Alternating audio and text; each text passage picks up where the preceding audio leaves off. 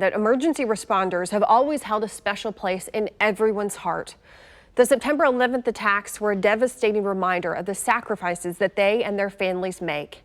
Back in June, KCTV5 held a telethon, and our viewers generously donated more than $17,000. Now, KCTV5's Amy Anderson explains how all of it is being used to buy equipment for our own local heroes. As usual, Kansas City, you were more than generous, opening both your hearts and your wallets to help men and women risking their lives. We want to show you how you helped. Sadly, Kansas City has endured the loss of several firefighters and police officers killed in the line of duty. As a community, we've shown time and time again how much our first responders mean to us, through fundraisers, benefits, and just reaching out to families who've suffered unimaginable losses.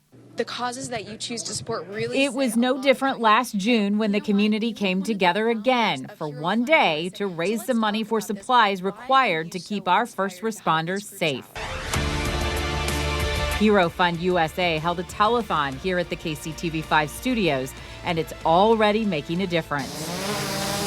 The Grandview Police Department was able to get its first drone. There were some chuckles about, jumping into the 21st century. Sergeant Martin Studdard says they're just about ready to launch. More and more, the drone is proving its tactical importance, especially in police situations. Situations like crashes, so they can get a bird's eye view for mapping purposes, or for crowd control, so they can see exactly what they're dealing with.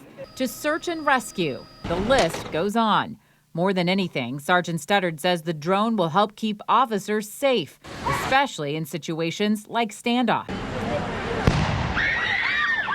In multiple critical incidents, we have to get our officers dangerously close to the incident just to get eyes on and see what's going on. The drone takes away all of that danger to the officers because we can deploy a drone remotely and establish a presence, a police presence for that incident, and keep our officers well back on perimeter and still have eyes on the situation and know exactly what's going on. Cody's actually a pilot, and so this was in his wheelhouse. Grandview Police aren't the only ones with a new drone. Chillicothe Police were able to get one with Hero funds as well.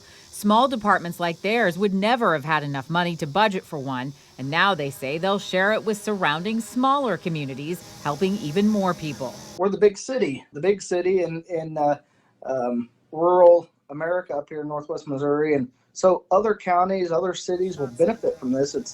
It's like the sheriff's office's canine program. Other agencies benefit, and in areas like ours, we have to work as a team and utilize all the resources. Nearly 100 miles from Kansas City, in the tiny town of Lowry City, volunteer firefighters got 6 ballistic vests to keep them safe when they go into dangerous scenes.